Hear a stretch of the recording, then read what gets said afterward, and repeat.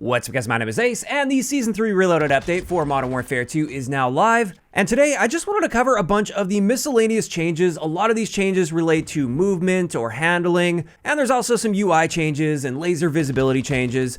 Those are all the changes we're going to be covering today. Keep in mind there was also a good handful of weapon balancing changes, but I'm going to be holding off until tomorrow for that one, just because that does take quite a bit more time and effort to put together. But diving right in, let's talk about a little handling stat that was adjusted on many of the guns in the game. And this is the first raise stats. So basically when you first pick up a gun, or when you respawn with a gun as well, it's basically that little animation where you're either checking your chamber or chambering around. And I'm just going to put them side by side here, pre-patch versus post-patch. A big thing you'll notice while looking through this is whenever there was a change here, it's very, very subtle. We're talking just like a few frames of difference.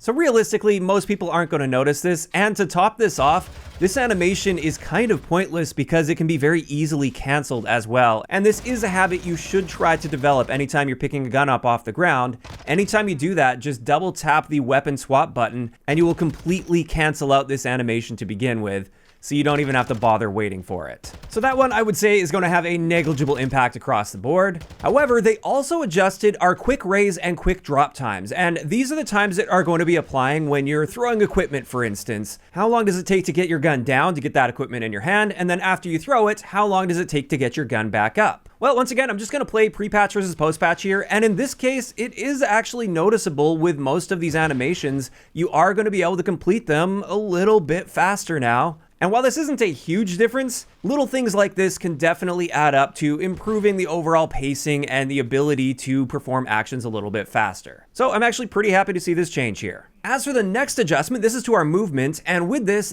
our initial sliding acceleration was increased by 6%. And I'm just going to play some back-to-back pre-patch versus post-patch. I'll just play the same clips over and over, and I'll also slow it down so you can see the differences here. And in this case, it is actually a noticeable change. I did notice this right away when I hopped into the private match to test this out post-patch. You definitely get a little bit more acceleration off that slide, and I think that is going to be helpful. Next up, a fairly subtle change they made here is just the amount of camera movement while you're moving around the map, whether this is walking or sprinting. And again, I'll show you pre-patch and then post-patch here. If you pay really close attention to how much your camera's moving and how much you're sort of bouncing around, not the gun, but your camera itself, you can definitely tell that they toned this down just a little bit. There's still some camera shake there, but it's less than it was pre-patch. Again, this is a fairly subtle change and many people likely won't notice this, but it is a welcome change in my eyes. I personally don't like seeing a whole lot of camera movement.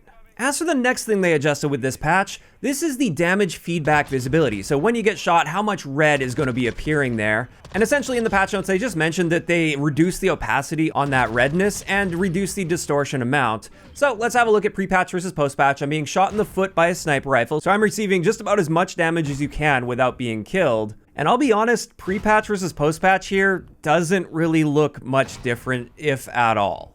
And even if I take the frame at which we have the most distortion to our visibility, honestly, I'm not really seeing a difference here, and therefore I don't think in-game you're actually going to be noticing this change at all. But then let's move on to a specific attachment change. I didn't want to put this with the weapon balancing. I thought it was more appropriate in this video. And they just mentioned that they reduced visibility of lasers. And you guys might remember with the Season 3 update, they significantly increased the visibility of some of the lasers.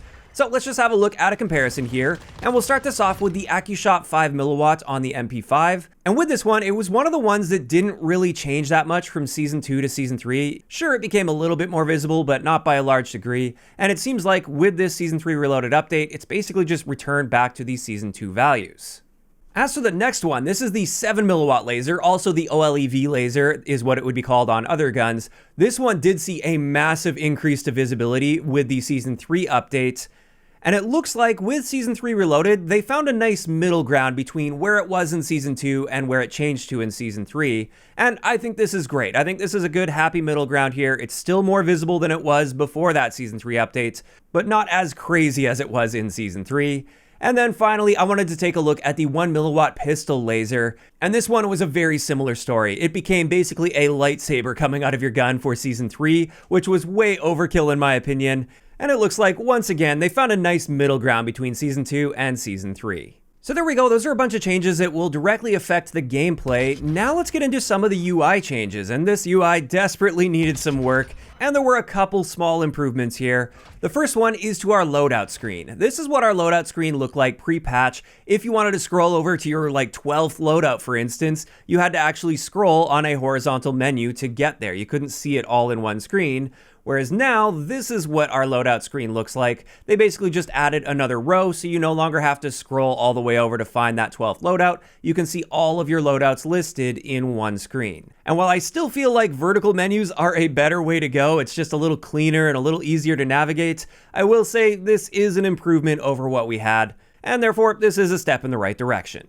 Now, additionally, with the user interface, they also made a bunch of changes to our calling card menus. Pre-patch, we had a really clunky calling card system where they were sorted in different groups, but in order to get all the way down to the prestige ones, for instance, you had to be scrolling for ages to get down there, and it just didn't display very many calling cards at once. And to top that off, we didn't have any country calling cards either, and that's something people have been asking for basically since launch, because that's kind of been a standard thing in recent Call of Duty games.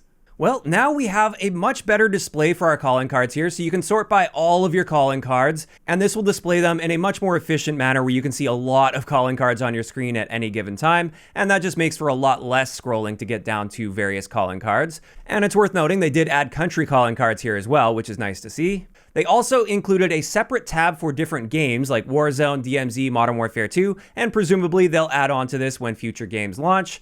We also have a different seasonal tab, so you can see your various seasonal calling cards. And then we have our premium tab, which will show you calling cards that you've purchased in bundles. So once again, I would say this is a nice step in the right direction, but something else I just noticed with calling cards as well, which is huge, at least for some people out there, they finally added a reward for earning MGBs. In fact, we have an entire new tab called MGB Mastery, and with this, unfortunately, it looks like it's not retroactive because one of the calling cards just requires you to get a single MGB, which I have done, and yet this is still locked, so I will have to earn more MGBs in order to unlock these.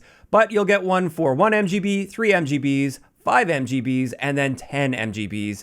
And this is excellent to see. I love the fact that there's actually a reward for this, although I do wish it could have been retroactive. That would have been nice. Because for many people, maybe they got lucky one time and got one of these, and they may never see one again. And with that, that's going to wrap it up for today's video, just covering a bunch of these miscellaneous changes that came with the update. Like I said at the beginning, stay tuned for that weapon balancing change video where I'm going to go in great detail with all of the weapon balancing changes to show you exactly what changed instead of just reading those patch notes off. That video should be coming tomorrow, assuming everything goes smoothly. And this is where I am curious to hear from you guys in those comments down below. So far, based on what you've been seeing with this update, are you generally happy with the changes you're seeing or not so much? Just let me know down below. If you enjoyed the video, a like rating is always appreciated. And don't forget to subscribe for more if you haven't already. I'll talk to you guys next time.